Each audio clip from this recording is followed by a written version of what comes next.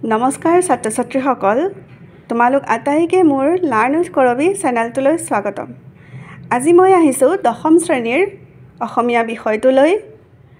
অসমীয়া সাহিত্য চয়নিকা এই পুথিখনৰ প্ৰথমেই যি পদ্যাংশ দিয়া হৈছে তাৰ ভিতৰত শ্ৰী শ্ৰী মাধৱদেৱ বিৰচিত বৰগীতটিলৈ আজি মই তোমালোকক পাঠদান কৰিম। আৰু এই বৰগীতটি শ্ৰী শ্ৰী মাধৱদেৱে বসন্ত ৰাগত বান্ধিছে, অৰ্থাৎ বসন্ত ৰাগত লিখি উলিয়াইছে। আৰু এই বৰগীতটিৰ জৰিয়তে কবিয়ে দাস্য ভক্তিৰ মাহাত্ম্য প্ৰকাশ কৰিছে, অৰ্থাৎ কবি শ্ৰী শ্ৰী মাধৱদেৱে ভগৱানৰ ওচৰত চিৰদিন দাস হৈ থাকিব খুজিছে। তেখেতৰ কৃপা যেন সদায় কবিৰ জীৱনত থাকে তাৰ বাবে অনুৰোধ কৰিছে। মৰমৰ ছাত্ৰ ছাত্ৰীসকল, আমি সকলোৱে জানো সেই বিৰাট শক্তি ভগৱানেই হৈছে বিশ্ব ব্ৰহ্মাণ্ডখনৰ সৃষ্টিকৰ্তা, যিয়ে সৃষ্টিও কৰিব পাৰে আৰু নাশো কৰিব পাৰে। সেই শক্তিৰ ওচৰত আমি সকলোৱে শিৰ নত কৰোঁ। আহা এতিয়া আমি বৰগীতটিৰ মাজলৈ আহিছোঁ। বৰগীত ৰাগ বসন্ত। ধ্ৰুং হৰি হেৰৰে বা পখিলো শৰণে, নেৰিবা বান্ধৱ মোক জীৱনে মৰণে।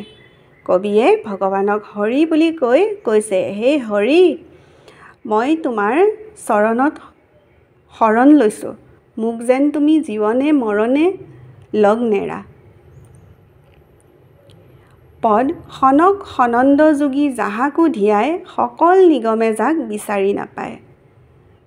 সনক সনন্দৰ দৰে যিসকল মহান মহান যোগীয়েও মহান তপস্বীয়েও যাক ধ্যান কৰিও বিচাৰি নাপায়, তেনেস্থলত মোৰ দৰে এজন সাধাৰণে তেখেতক কিদৰেনো বিচাৰি পাম।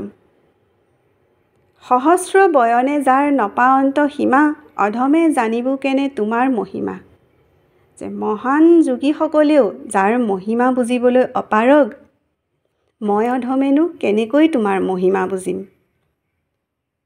আতুৰ ভৈলুহু হৰি বিষয়ে বিকলে, কৰিও উদ্ধাৰ মোক চৰণ কমলে। হে হৰি, মই যদি সংসাৰৰ বিষয় বাসনাত, সংসাৰৰ মায়াৰ বান্ধোনত যন্ত্ৰণা ভোগো, আতুৰ হওঁ, তেতিয়াহ'লে তুমি মোক তোমাৰ পদুমৰ দৰে চৰণ যুগলত ৰাখি মোক তুমি উদ্ধাৰ কৰিবা। তোমাৰ চৰণ দুই মোৰ মহাধন, ভকত জনে নিজ তুমি হে জীৱন। কবিয়ে কৈছে যে তোমাৰ সেই পদুমৰ দৰে চৰণ যুগলেই হৈছে মোৰ কাৰণে ডাঙৰ সম্পদ। ভকতসকলৰ জীৱনো তুমিয়েই।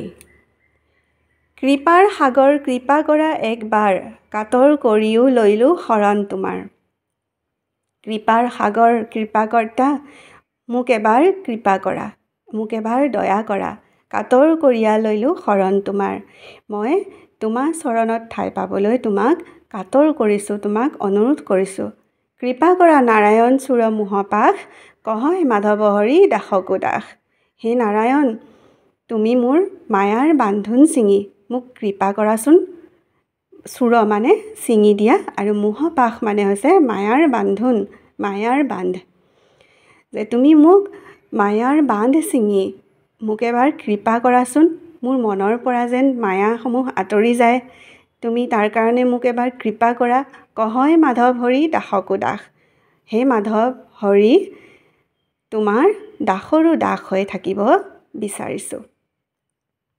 মৰমৰ ছাত্ৰ ছাত্ৰীসকল, আকৌ এবাৰ মই প্ৰথমৰ পৰা দিবলৈ চেষ্টা কৰিছোঁ। হৰি হেৰৰে বা পখিলো শৰণে, নেৰিবা বান্ধৱ মোক জীৱনে মৰণে।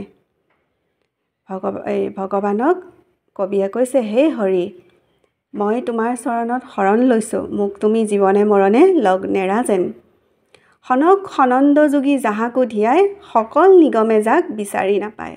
সনক সনন্দৰ দৰে ডাঙৰ ডাঙৰ যোগীসকলেও তপস্বীসকলেও যাক ধ্যান কৰিও নাপায়, বিচাৰি নাপায়, ক'ত আছে নাজানে, মোৰ দৰে এজনেনো তেওঁক ক'ত বিচাৰি পাম। কিদৰে তেওঁক জানিম সহস্ৰ বয়নে যাৰ নপাৱন্ত সীমা অধমে জানিব কেনে তোমাৰ মহিমা মহান যোগীসকলেও যাৰ মহিমা বুজিবলৈ অপাৰগ মই অধমেনো কেনেকৈ তোমাৰ মহিমা বুজিম কেনেকৈ তোমাৰ মহিমা জানিম তেনেকৈ নিজকে তেওঁ প্ৰশ্ন কৰিছে আৰু হৰিৰ ওচৰত দাস হৈ থাকিবলৈ বিচাৰিছে আতুৰ ভৈলুহু হৰি বিষয় বিকলে কৰিও উদ্ধাৰ মোক চৰণ কমলে হে হৰি মই যদি সংসাৰৰ বিষয় বাসনাত মই যদি আতুৰ হওঁ যন্ত্ৰণাত ভুগো তেতিয়া মোক তুমি তোমাৰ কমলৰ দৰে পদুমৰ দৰে চৰণ যুগলত ঠাই দি উদ্ধাৰ নকৰিবানে উদ্ধাৰ কৰিবা এনেকৈ কৈছে কৰিও উদ্ধাৰ মোক চৰণ কমলে মোক তোমাৰ পদুমৰ দৰে চৰণ যুগলত ঠাই দি উদ্ধাৰ কৰা যেন তোমাৰ চৰণ দুই মোৰ মহাধন তোমাৰ চৰণ যুগলেই হৈছে মোৰ কাৰণে ডাঙৰ সম্পদ